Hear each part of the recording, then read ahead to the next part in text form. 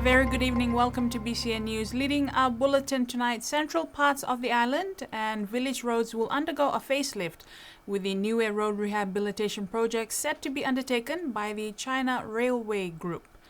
Apart from sealed roads, the rehabilitation project will include new streetlights and footpaths. The design plan will include 134 new streetlights, 46.1 kilometers of slurry sealed roads, around 2 kilometers of safety barriers, 2.7 kilometers of new footpaths from Alofi to the airport, 92 new safety designs, village traffic calming using speed bumps and lane narrowing. PMCU confirmed to BCN News that the China Railway First Group have been allocated land at Kaimisi for accommodation, project office and recreation areas. Civils Enquiry are preparing aggregate for roads. Civils Enquiry have prepared machinery compound at Amanau, which has the first road building machines parked and waiting. The China Railway First Group design team is continuing in Niue with the final detailed design delivered on the 21st of September. Road building machinery first shipment arrived in July this year. Second shipment is due this month. The yam will feature at this year's World Food Day during the National Show Day. The National Show Day is a key event of the Constitution celebrations and hosts the World Food Day activities for all growers and farmers on the island. Organized by the Department of Agriculture, Forestry and Fisheries, the theme of the day is Our Actions Are Our Future, Healthy Diets for #ZeroHungerWorld. Competition activities include finding the best yam from all the available yam varieties on the island. Something to look out for is the yam dessert competition, looking for the chef or home cook who can prepare the best yam dessert. The villagers will also set up their village stalls and all growers from that village can display the crops in one area, and village floats is always something to look forward to. According to the Agriculture, Forestry and Fisheries Department, there will also be tabloid, cultural, sports and fun activities for the children. The National Show Day will be held next Friday, October 18th. Reach to Reef is working with local communities in the conservation of biodiversity on the island.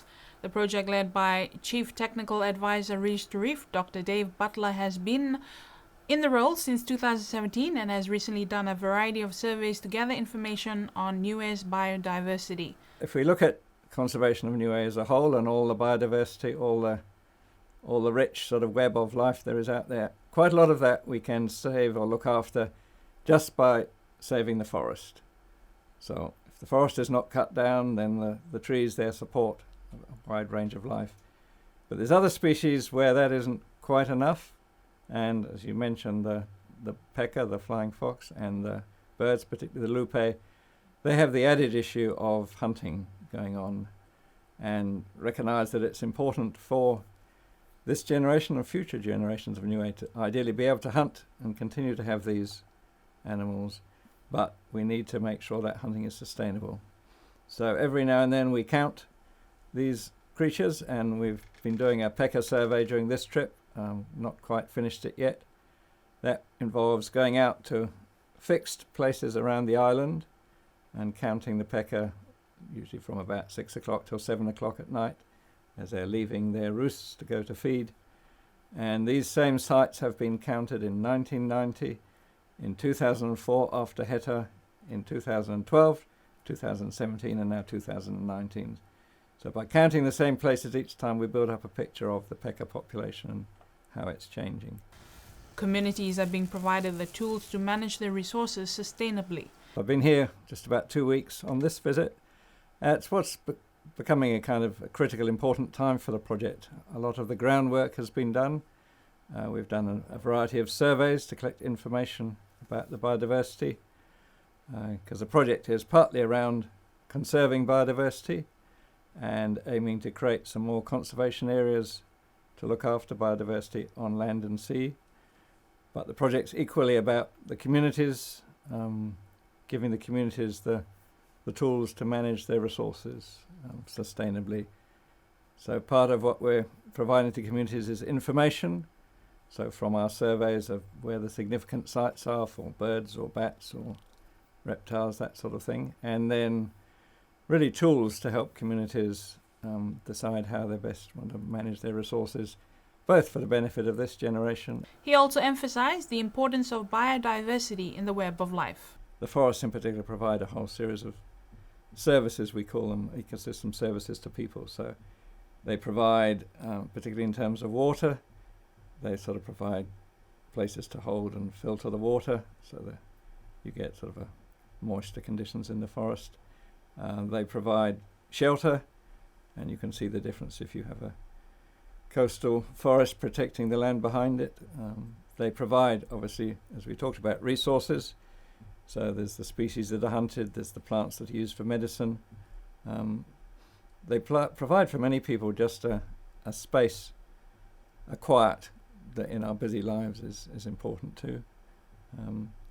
And then within that sort of web of life, there needs to be a balance. So something like the lupe is important for spreading the fruits of the trees. And if you lose the lupe, then the trees can't move, if you like. Nothing is there to take their seed from one place to another. The flying fox and some of the insects and things pollinate the flowers, just like bees do. So without bees, there's no fruit. So if there's no pecker, there's no fruit. So the forests and the other habitats give people a lot, and they need, the whole web needs to be in balance.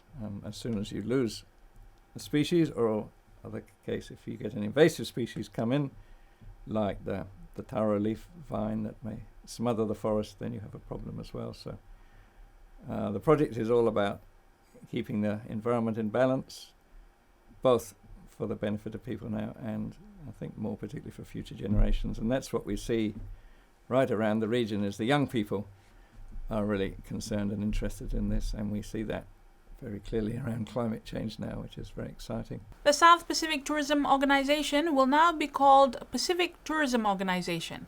The name change was one of the outcomes of the 29th meeting of the SPTO Council of Ministers, which was held in Alofi last week. The tourism ministers approved the organization name change to the Pacific Tourism Organization. However, to retain its current logo and acronym SPTO. This is reflective of the call to be inclusive of its Northern and Central Pacific member countries. The ministers were urged to take up stronger cooperation and commitment to the sustainable development of the Pacific tourism industry, the lifeline for so many of our Pacific Island countries and territories. The comments were made by the new Council Chairman and Minister for Social Services of Niue, Honourable Billy Graham Talangi, at the opening last Thursday, October 3rd, which brought to an end a week of regional tourism meetings in Niue. The Honourable Minister also acknowledged the China-Pacific Islands Tourism Year 2019, which has been a valuable opportunity to better understand China and vice versa. The ministers acknowledged the need to drive high-level advocacy and engagement at the regional and international level. A council subcommittee was established to support the SPTO board and secretariat in the effort to secure funding opportunities and elevate tourism to the highest possible levels. The ministers acknowledged the great efforts by the government of Niue and Niue Tourism in successfully hosting the series of SPTO meetings in Niue, which concluded with a Council of Ministers of Tourism meeting. The ministers conveyed their gratitude to the government and people of Niue for the warm welcome and kind hospitality extended to them since their arrival. And finally, the village of Avasele held their Marine Day last Saturday, a build-up to the upcoming Village Show Day. Marine Day is traditionally a day for fishing by the community, where prize money are awarded for the best catch of the day. The heaviest fish caught at Avasele on Saturday was a yellowfin tuna weighing 46.7 kg. The second heaviest was a wahoo weighing 12.6 kg. And the third was also a wahoo weighing 10.10 kg. Meanwhile, the Avasele Show Day will be held this Saturday. And that's your BCN News for tonight. Thank you for joining us. Do join us same time tomorrow. Until then, have a good evening.